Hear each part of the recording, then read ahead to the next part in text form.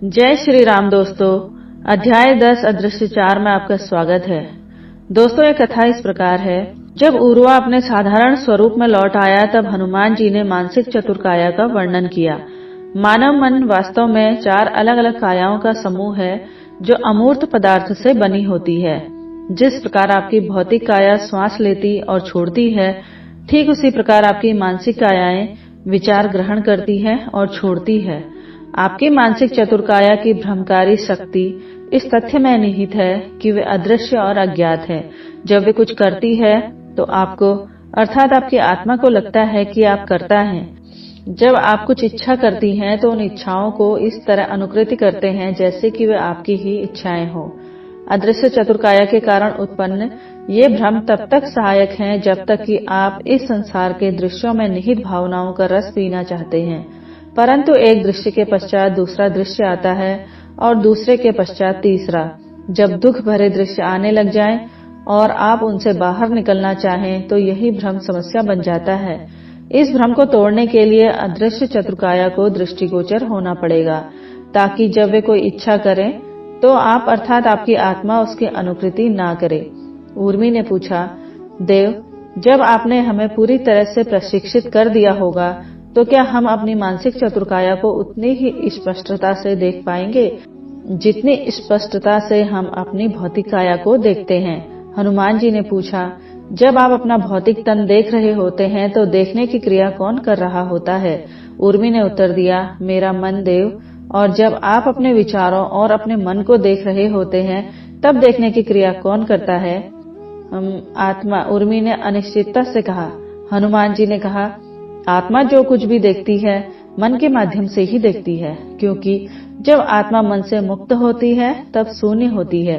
इसीलिए मैं पुनः पूछता हूँ, तन को देखने की क्रिया मन करता है तो मन को देखने की क्रिया कौन करता है? उर्मी ने अनुमान लगाया, मन स्वयं देव।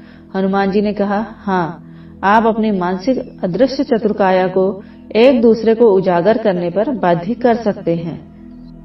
ठीक उसी तरह जिस तरह वे चारों मिलकर भौतिक काया को उजागर करती हैं। मन शक्तिशाली है परंतु उजागर होने के पश्चात बड़े ही पूर्वानुमय ढंग से काम करता दिखाई पड़ता है। मेरे शब्द आपकी मानसिक चतुर्काया को इस तरह से प्रशिक्षित करेंगे कि वे एक दूसरे को उजागर करना शुरू कर देंगी और अपनी इच्छाओं का उत्तरदायित्व स्वयं लेना शुरू कर देंगी। ऐसा होने के पश्चात आत्मा जाग जाएगी और उसका रूप कुछ ऐसा होगा। हे मेरी भौतिक काया और मानसिक चतुर्काया, जैसा कि आप सहमत हैं, जो इच्छा आपने अभिव्यक्त की है वह मेरी नहीं है। मैं इस इच्छा की अनुकृति नहीं करूंगी। यह मुझे स्वीकार्य नहीं है कि आप मेरा अगला दृश्य तय करें। आप अपनी इच्छा अपने पास रखिए। मैं चली किसी अन्य किरदार से जुड़कर अपना अलग दृश्य जीने। धनुष की प्यास अब लगभग मर चुकी थी। वह बोला, देव, मेरा तन पानी पीने की इच्छा रखता है, दूसरी ओर मेरा मन मेरी प्यास का दमन करने की इच्छा रखता है। तन और मन एक ही किरदार का भाग है, फिर उनकी परस्पर विरोधी इच्छाएं क्यों होती हैं? आपने बताया कि एक किरदार परिभाषा से ही अधूरा है और पूर्ण बनना चाहता है, तो किरदार की भौतिक काया और मानसिक चतुर्काया को मिलकर सद्भाव से पूर्ण होने के प्रयास करने चाहिए। पांचों को एक दल के रूप में कार्य करना चाहिए। हनुमान जी ने कहा, यह एक भटका हुआ दल है जो अप्राप्य लक्ष्य को पाना चाहता है।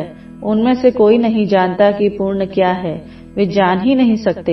एक अंश कभी भी पूर्ण को नहीं जान सकता, इसीलिए उसके पास पूर्णता के बारे में अलग अलग दृष्टिकोण है। किरदार को पूर्ण करने के लिए वे पांचों अलग अलग मार्ग चुनते हैं। वे पांचों ऐसे 5 अनजान जनों की तरह हैं जो अटूट जंजीरों से एक दूसरे से बंधे हुए हैं और एक अज्ञात क्षेत्र में एक रहस्यमय खजाने की खोज कर रहे हैं। खजाना कहाँ मिल सकता है, इसके बारे में पांचों के अलग अलग विचार और अनुमान हैं। पांचों को अलग अलग दिशाओं में खजाना दिखाई देता है। यही कारण है कि वह अलग अलग इच्छाएं पैदा करते हैं। हर डग पर इच्छाएं आपस में टकराती हैं और सबसे शक्तिशाली इच्छा की जीत होती है।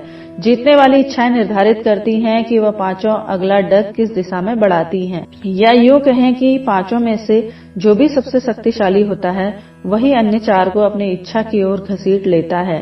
देव, यह तो मुझे पता है कि मेरी भौतिक काया इस समय पानी पीने की इच्छा कर रही है, परंतु प्यास का दमन करने की इच्छा मेरी मानसिक चतुर्काया में से किसकी इच्छा है?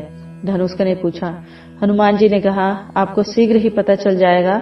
मानसिक चतुर्काया के नाम इस प्रकार हैं: बुद्धि काया, विवेक काया, संस्कार काया और चित्त काया। मैं इन चारों को काया इस बात पर बल देने को कह रहा हूँ कि यह भौतिक काया की तरह ही है। अंतर केवल इतना ही है कि ये चारों अदृश्य और अमूर्त पदार्थ से बनी है। एक बार यह बात आपको पूरी तरह से स्पष्ट हो जाती है तो आप ये काया शब्द छोड़ सकते हैं और उन्हें केवल बुद्धि, विवेक, संस्कार और चित्त कह सकते हैं।